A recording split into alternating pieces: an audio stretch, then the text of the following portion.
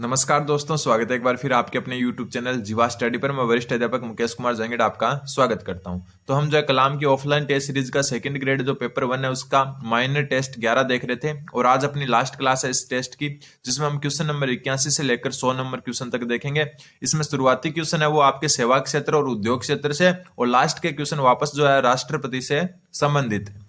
तो आज का पहला क्वेश्चन है क्वेश्चन नंबर 81, और कल से हम जो है फुल लेंथ टेस्ट लाएंगे और आप अपना स्कोर जरूर चेक करें कि 100 में से कितने नंबर आपके बन रहे हैं, ठीक है, जिसमें पूरा सिलेबस कवर होगा। क्वेश्चन नंबर 81 बोल रहा है, थोड़ा सा जो है एडजस्ट कर लें क्योंकि सही से जो है इसकी पीडीएफ नहीं बनी हुई है। क्वेश्चन 81 बोल रहा है, 22 अक्टूबर को राजस्थान के पश्चिमी जिलों में अक्षय ऊर्जा क्षेत्र में 3 लाख करोड़ रुपए के निवेश हेतु राज्य सरकार ने किस देश के साथ MOU हस्ताक्षरित किया। सबसे पहले क्वेश्चन में जो क्वेश्चन बन रहे हैं उनको देखो। सबसे पहला, राजस्थान के पश्चिमी जिलों में अक्षय ऊर्जा क्षेत्र में कितने लाख करोड़ का, 3 लाख करोड़ का निवेश हेतु राज्य सरकार ने जो है किस देश के साथ MOU जो हस्ताक्षर किए हैं, तो ये ध्यान रखना UAE, ठीक है, यूनाइटेड अरब अमीरात, जो दुबई अबू धाबी से मिलकर बनता है। तो UAE के साथ जो है 3 लाख करोड़ रुपए का अक्षय ऊर्जा के क्षेत्र में जो है राजस्थान के पश्चिमी जिलों में अक्षय ऊर्जा क्षेत्र के लिए जो है 3 लाख करोड़ रुपए का MOU जो है साइन किया गया है राजस्थान सरकार द्वारा। वो किसके साथ? UAE के साथ। अगला क्वेश्चन देखो, क्वेश्चन नंबर 82 क्वेश्चन बोल रहा है कि पिछले 5 वर्षों में सेवा क्षेत्र के GVA में निरंतर वृद्धि हुई है, ठीक है। बात यहाँ भारत से हो रही है, ना कि राजस्थान से, ये भी ध्यान रखना। पिछले 5 वर्षों में सेवा क्षेत्र के GVA में निरंतर वृद्धि हुई है, तो बिल्कुल गलत है। इसमें उतार चढ़ाव आपको देखने को मिला है। जैसा आप जो है आर्थिक समीक्षा की जो मतलब जो पूरा आई हुई है उसके ग्राफ में देखोगे तो आपको पता चलेगा कि जो सेवा क्षेत्र है उसमें जो है निरंतर वृद्धि कमी देखने को मिल रही है पिछले 5 वर्षों से। फिर वर्ष 2023-24 में प्रचलित कीमतों पर भारत के कुल GVA में सेवा क्षेत्र का योगदान 55% से अधिक है, यह भी गलत है। क्यों गलत है? जो भारत का जो GVA है उसमें जो है सेवा क्षेत्र का योगदान जो है प्रचलित कीमतों पर 2023-24 में 54.7% है, 54.7%, ठीक है।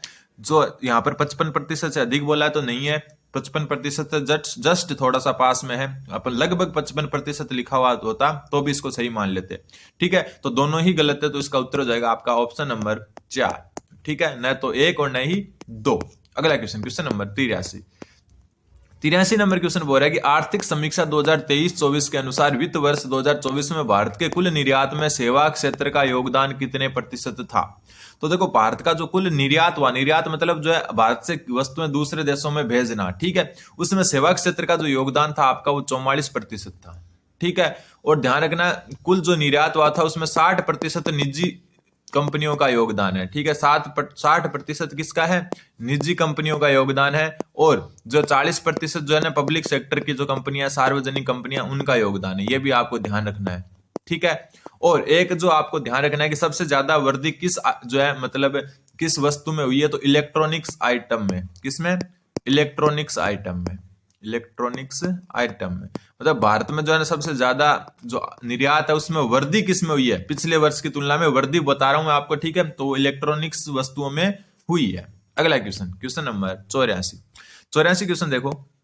84 क्वेश्चन बोल रहा है, आर्थिक समीक्षा 2023-24 के अनुसार सड़क परिवहन एवं राजमार्ग मंत्रालय ने राष्ट्रीय राजमार्गों पर सड़क सुरक्षा के मानकों को बढ़ाने के लिए 4E रणनीति तैयार की है, ठीक है। निम्न में से कौन सा इसमें सम्मिलित नहीं है? तो जो ये 4E जो है ना, इसमें कौन कौन है मैं आपको बता देता हूं। सबसे पहले देखो, इंजीनियरिंग है, बिल्कुल। इन्फोर्समेंट है, बिल्कुल। एजुकेशन है, बिल्कुल। तो एनवायरमेंट नहीं है, तो उत्तर हो जाएगा इसका आपका एनवायरमेंट। तो चौथा ई कौन सा है? तो चौथा ई है इसमें आपका इमरजेंसी, ठीक है। क्या है आपका? इमरजेंसी। तो ध्यान रखना, 4E में देखो, इंजीनियरिंग, इन्फोर्समेंट, एजुकेशन और इमरजेंसी। तो एनवायरमेंट नहीं है, तो उत्तर हो जाएगा आपका ऑप्शन नंबर 4। अगला क्वेश्चन, क्वेश्चन नंबर 85। देखो ये क्वेश्चन अच्छा है, यहां से क्वेश्चन लगभग चांस है कि 85 नंबर क्वेश्चन में मैं आपको जो भी चीजें बताऊंगा वहां से क्वेश्चन आएगा। ये थोड़ा सा जो है सबसे ज्यादा चांस बनते हैं क्योंकि बहुत बार आया हुआ है। क्वेश्चन है, निम्नलिखित देशों पर विचार कीजिए और 2023-24 जो वर्ष है उसमें भारत के निर्यात मतलब भारत से वस्तुएं बाहर जा रही है, उसमें शीर्षस्थ जो देश है उनका सही क्रम लिखें। ध्यान रख लेना, एकदम अच्छे तरीके से याद कर लेना। निर्यात में जो भारत के जो देश है ना उनका क्रम ध्यान रखना। सबसे जो ज्यादा जो निर्यात करता है ना भारत, वो करता है किसको? UAE को। किसको? UAE को। तो पहला UAE है।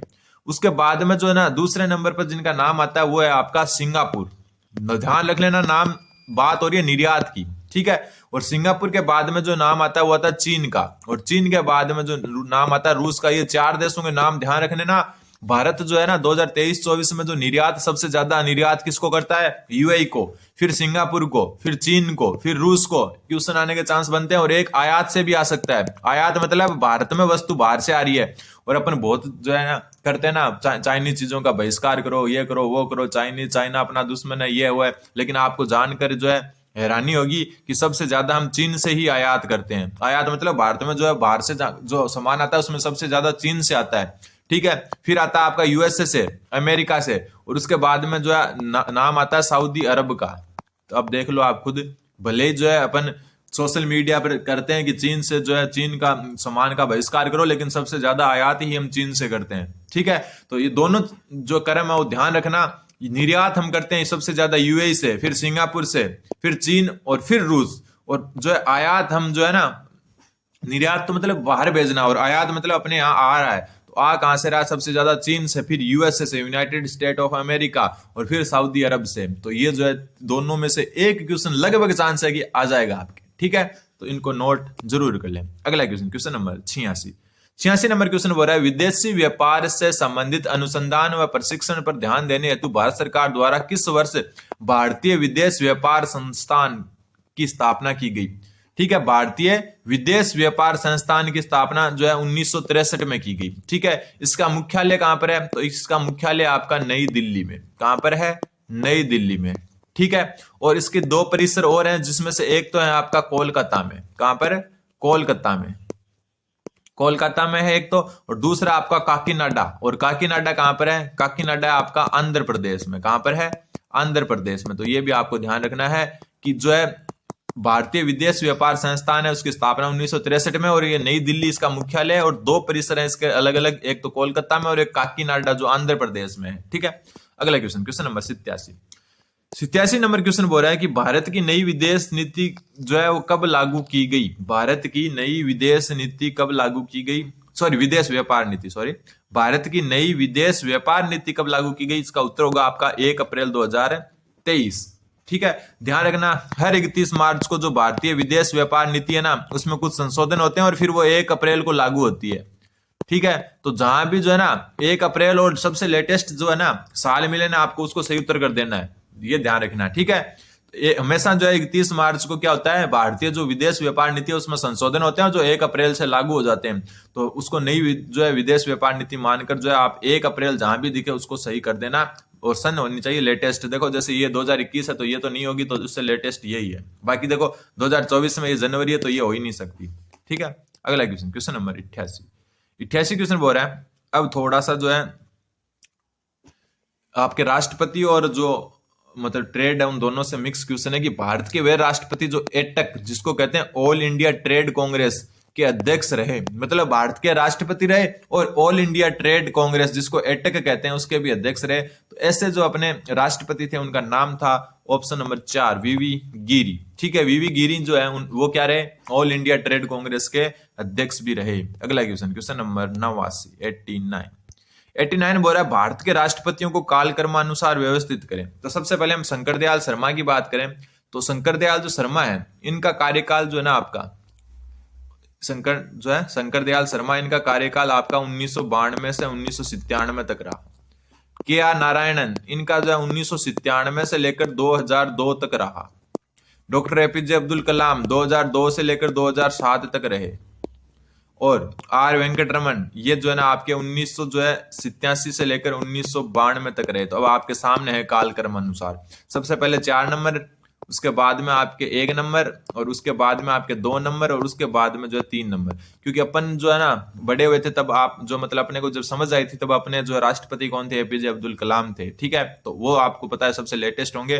तो 4 1 2 3 4 1 2 3 ऑप्शन नंबर 2 इसका सही उत्तर हो जाएगा। अगला question, question number 90 number question बोल रहा है भारतीय संविधान में राष्ट्रपति को किस अनुच्छेद के तहत सर्वोच्च न्यायालय से परामर्श की शक्ति प्राप्त है? बहुत अच्छा क्वेश्चन है।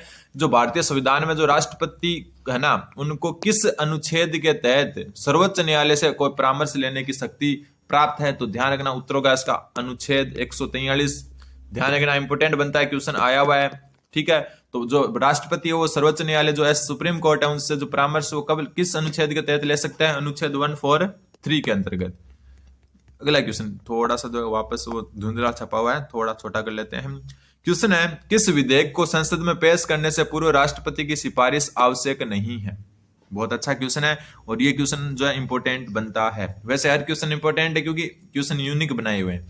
किस विधेयक को संसद में पेश करने से पूर्व राष्ट्रपति की जो है सिफारिश आवश्यक है? देखो, नव राज्य गठन उससे के लिए जो है पहले राष्ट्रपति की अनुमति लेनी होती है। धन विधेयक से पूर्व राष्ट्रपति की अनुमति लेनी होती है, लेकिन कोई विधेयक धन विधेयक है या नहीं इसकी जो है डिसाइड कौन करेगा? तो लोकसभा अध्यक्ष करेगा। ठीक है, अनुमति जो है राष्ट्रपति से लेनी होगी, लेकिन लोकसभा जो अध्यक्ष है ना वो डिसाइड करेगा कि कोई विधेयक धन विधेयक है या नहीं है। फिर जो उच्चतम न्यायालय से संबंधित कोई भी जो आपके अनुच्छेद है उस जो सॉरी आप संबंधित कोई भी विधेयक है उसके लिए जो है राष्ट्रपति की जो है मंजूरी लेना पूर्व जो मंजूरी है वो जरूरी नहीं है, और वित्त विधेयक के लिए भी क्या है? जरूरी है। तो ऑप्शन 3 इसका सही उत्तर हो जाएगा। अगला question, question number 92 number question बोल रहा है, राज्य मानवाधिकार आयोग के अध्यक्ष व सदस्यों की नियुक्ति तो राज्यपाल करता है, जबकि उन्हें पद से हटाने का अधिकार किसे प्राप्त है? जैसे राजस्थान जो राज्य मानवाधिकार आयोग है उसके अध्यक्ष व सदस्यों की नियुक्ति राज्यपाल कर देगा, लेकिन पद से नहीं हटा पाएगा। अच्छा क्वेश्चन है, ध्यान रखना, पद से सिर्फ राष्ट्रपति हटा सकता है। ठीक है, राज्यपाल नियुक्ति करता है लेकिन पद से नहीं हटा सकता। अगला question, question number 93 number question बोल रहा है कि राष्ट्रीय आपातकाल की उद्घोषणा के कितने दिनों के अंदर संसद द्वारा अनुमोदन आवश्यक है? बहुत अच्छा क्वेश्चन है। अपने क्या ज्यादातर 6 माह के पीछे रहते हैं कि 6 माह तो उत्तर होता ही है, लेकिन ये उत्तर नहीं है इसका। जो है राष्ट्रीय आपातकाल जो कौन से अनुच्छेद के तहत लगता है? अनुच्छेद 352 के तहत। ठीक है, राष्ट्रीय आपातकाल की उद्घोषणा के कितने दिनों के अंदर संसद का अनुमोदन आवश्यक है? तो इसका उत्तर होगा आपका ऑप्शन नंबर 2, 1 माह। 1 माह के अंदर आपको अनुमोदन करवाना होगा उस डेट को आगे बढ़ाने के लिए। अगला क्वेश्चन, क्वेश्चन नंबर 94 क्वेश्चन हो रहा है, संविधान के अनुच्छेद 356 के तहत राष्ट्रपति शासन किस आधार पर लगाया जा सकता है? तो आपको पता है अनुच्छेद 356 जो है उसमें जो है राष्ट्रपति शासन लगता है, और 352 अपन पढ़ चुके हैं, इसमें क्या लगता है? इसमें युद्ध, भारी आक्रमण और इसके साथ जो पहले तो आंतरिक अशांति था, लेकिन 44वें संविधान संशोधन 1978 के बाद जो है इसको नाम कर दिया गया सशस्त्र विद्रोह। इन तीन के कारण जो है आपका राष्ट्रीय आपातकाल लगता है। ठीक है, क्या लगता है? राष्ट्रीय आपातकाल। तो 352 में राष्ट्रीय आपातकाल, 356 में राष्ट्रपति शासन और एक अनुच्छेद 360 जिसमें है वित्तीय आपातकाल। ये 3 प्रकार के आपातकाल हैं। ठीक है, तो बात यहां हो रही है 356 जो है राष्ट्रपति शासन है वो किस आधार पर लगता है? तो देखो, युद्ध एवं सशस्त्र विद्रोह ये तो 352 में ये है नहीं, और आर्थिक संकट आपको पता ही है 360 में। तो बच गया क्या? ऑप्शन नंबर 3, राज्य में संवैधानिक तंत्र की विफलता जो है अनुच्छेद 356 का आधार है राष्ट्रपति शासन लगाने का। तो ऑप्शन नंबर 3 इसका सही उत्तर हो जाएगा। अगला क्वेश्चन, क्वेश्चन नंबर 95 क्वेश्चन भी अच्छा क्वेश्चन है। किस अनुच्छेद के तहत राज्यपाल द्वारा आरक्षित रखे गए विधेयकों पर राष्ट्रपति निर्णय लेता है?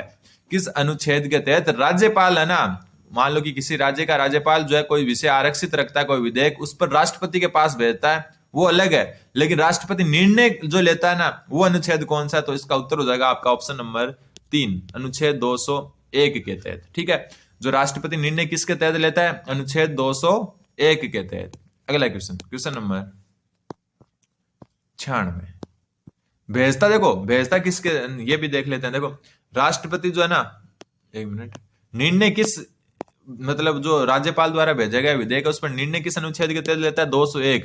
लेकिन राज्यपाल जो है राष्ट्रपति के पास भेजता किस अनुच्छेद के तहत है? तो वो 200 अनुच्छेद के तहत, अनुच्छेद 200 के तहत भेजता है और 201 के तहत जो है निर्णय लेता है। फिर राष्ट्रपति पद की शपथ का उल्लेख संविधान के किस अनुच्छेद में किया गया है? तो राष्ट्रपति पद की जो शपथ है उसका जो राष्ट्रपति पद की जो शपथ है उसका उल्लेख संविधान के अनुच्छेद 60 में किया गया है। ध्यान रखना, ऑप्शन नंबर 1 इसका सही उत्तर हो जाएगा। अगला क्वेश्चन, क्वेश्चन नंबर 97, ये तो क्वेश्चन थोड़े से डायरेक्ट याद रखने जैसे हैं। किस वाद में सर्वोच्च न्यायालय ने कहा कि अनुच्छेद 356 के तहत घोषित राष्ट्रपति शासन का न्यायिक पुनरावलोकन किया जा सकता है? तो 356 के तहत जो राष्ट्रपति शासन लगता है राज्यों में उसका न्यायिक पुनरावलोकन जो है वो किस वाद में जो है कहा कि उसका जो न्यायिक पुनरावलोकन है वो किया जा सकता है? तो वो कहा गया आपका ऑप्शन नंबर 4, SR बॉम्बई वाद में। ठीक है। अगला क्वेश्चन नंबर 98। 98 नंबर क्वेश्चन बोल रहा है कि संसदीय सचिव को शपथ कौन दिलाता है। तो ये संसदीय सचिव होता है ना, ये एक राज्य मंत्री के बराबर होता है। किसके बराबर होता है? राज्य मंत्री के बराबर होता है। और ये जो है ना कोई जो वैसे संवैधानिक पद नहीं है, ये जो है ना कोई मान लो कि बड़ा नेता है, सांसद है, उसको जो है मंत्री नहीं बनाया तो उसको जो है लॉलीपॉप पकड़ा देते हैं कि तू मंत्री के बराबर है, और वो होता है संसदीय सचिव, जिसको शपथ जो है प्रधानमंत्री दिलाते हैं, यही नियुक्त करते हैं, और त्याग पत्र भी इन्हीं को देता है। राष्ट्रपति का कोई रोल नहीं होता इसमें, ध्यान रखना, ठीक है। संसदीय सचिव क्या होता है? एक बुलाने का तरीका होता है कि जो है तुम मंत्री के समकक्ष है और ये लो आप जो है शपथ ले लो, और वो प्रधानमंत्री ही शपथ दिलाता है, और जो है त्याग पत्र भी ये प्रधानमंत्री को ही देते हैं। राष्ट्रपति का कोई भी यहाँ पर रोल नहीं है। और जो जरूरी नहीं है कि कोई सांसद हो, कोई भी व्यक्ति जो है संसदीय सचिव बन सकता है, सांसद होने की जरूरत नहीं है।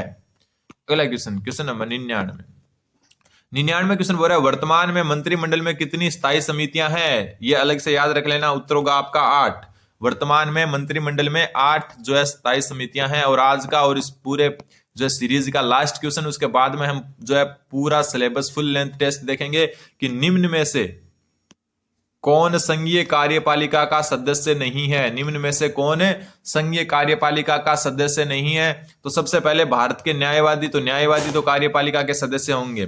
प्रधानमंत्री व मंत्रिमंडल, तो ये भी होगा। राष्ट्रपति भी होगा। तो बच्चा कौन? नियंत्रक एवं महालेखा परीक्षक। नाम से ही पता चल रहा है महालेखा का जो है कार्यपालिका में क्या मतलब है।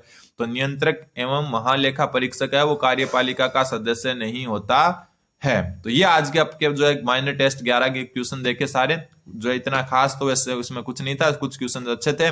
बाकी जो है आप चैनल को सब्सक्राइब करें। अगला वीडियो जल्द ही आपके सामने होगा। धन्यवाद।